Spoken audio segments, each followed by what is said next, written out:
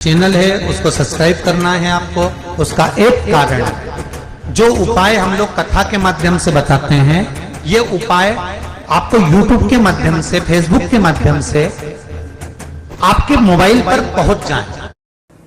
तो बेलपत्री, दोनों में पीला चंदन, बीच में लाल चंदन, और जो अशोक सुंदरी वाली जगह है, उस अशोक वाली सुंदरी वाली जगह पर डंडी का भाग जहां से पानी बहता है, वहां लाल चंदन का भाग नीचे की ओर शिवलिंग से टच करता हुआ लाल चंदन का भाग, और दोनों चंदन, पीले चंदन के भाग बेलपत्री के उस अशोक सुंदरी वाली जगह पर रखकर मन कामना से, शरीर में अगर कोई रोग हो गया जिससे चमड़ी सफेद पड़ रही हो, या काया कोई जगह जगह पर खाज हो गया, या कोई सोराइसिस जैसी बीमारी हो गई है, तो शिव जी पर उस जल को समर्पित कर कर उस बेलपत्री का जो पानी है वो लेकर आए, शरीर में उस स्थान पर लगाना प्रारंभ करें। धीरे धीरे लगभग 15 से 20 दिन तक अगर क्रम करा और श्री शिवाय नमस्तुभ्यम का जाप किया, ये निश्चित है काया अपने रूप में आना प्रारंभ हो जाती है।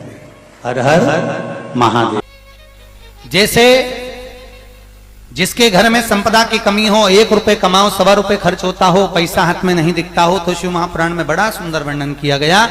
बेलपत्री के पेड़ के नीचे सोमवार के दिन किसी ब्राह्मण को, यदि या ब्राह्मण के बालक को खीर का भोजन करा दिया जाए, और यदि ये भी नहीं करा सकते तो सोमवार की सोमवार शाम के समय अगर बेलपत्र के पेड़ के नीचे घी का दिया लगाकर आए, 5 सोमवार लगाकर आइए, अपने आप लक्ष्मी में बरकत बनना चालू हो जाती है, संपदा बनना चालू हो जाती है। क्यों?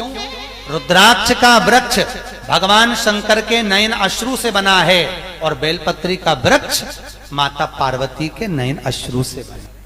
हर हर महादेव हर। बातें शिव महापुराण में जो वर्णित करी गई, जैसे दीप महत्वता, घर में 2 दिए हमेशा रखना चाहिए, घी का दिया हो चाहे तेल का दिया। ज्यादा से ज्यादा दियों को बदलना नहीं चाहिए। जैसे मालूम पड़े आज ये वाला दिया लगा दिया, फिर 15 दिन चला उसको फेंक दिया, दूसरा दिया लगा दिया। शास्त्र कहता है, शिव महापुराण कहती है, जिसके घर में दिया एक लेता है और वही दिए में निरंतर बत्ती लगती रहती है, तो उसके घर में संपदा की वृद्धि होती रहती है। दिया ज्यादा नहीं बदलना चाहिए। संपदा के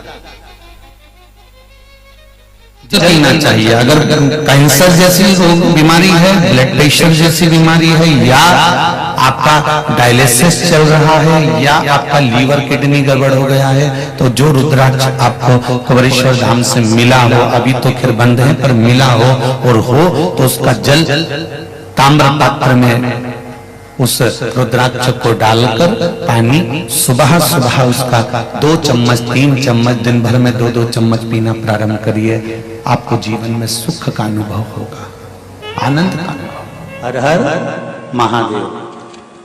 108 अक्षत के दाने हाथ में हो, और आपकी कामना कर कर जिस कार्य के लिए आपने बाबा को आज स्पर्श किया है, हाथ में लेकर जहां आपने चंदन लगाया है, उसी जगह पर हथेली से बाबा को चंदन वाले स्थान पर उस 108 चावल के दाने को रख देना चाहिए, छोड़ देना चाहिए, या लगा देना चाहिए।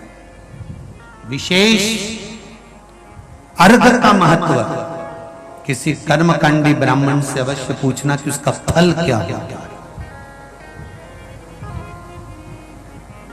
विशेष अक्षत का महत्व शिव महापुराण की कथा करते हैं, विशेष।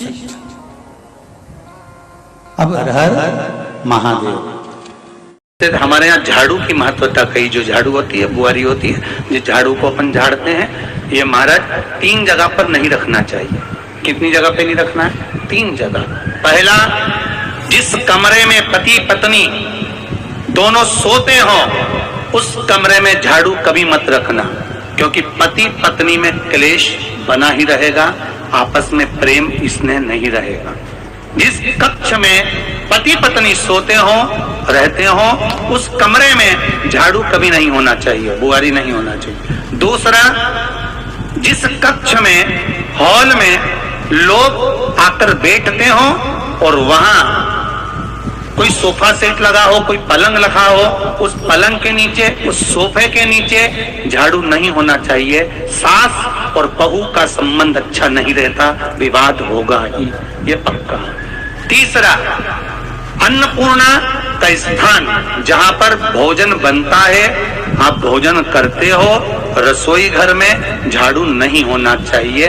कारण बच्चों में क्रोध आएगा, चिड़चिड़ प्रवृत्ति बनी रहेगी, और बेटा और बेटी संबंध आप करना चाहते हो समाज में, और बच्चे गलत जगह पर संबंध करने के लिए आतुर रहेंगे। इसलिए रसोई घर में कुंवारी झाड़ू नहीं होना चाहिए।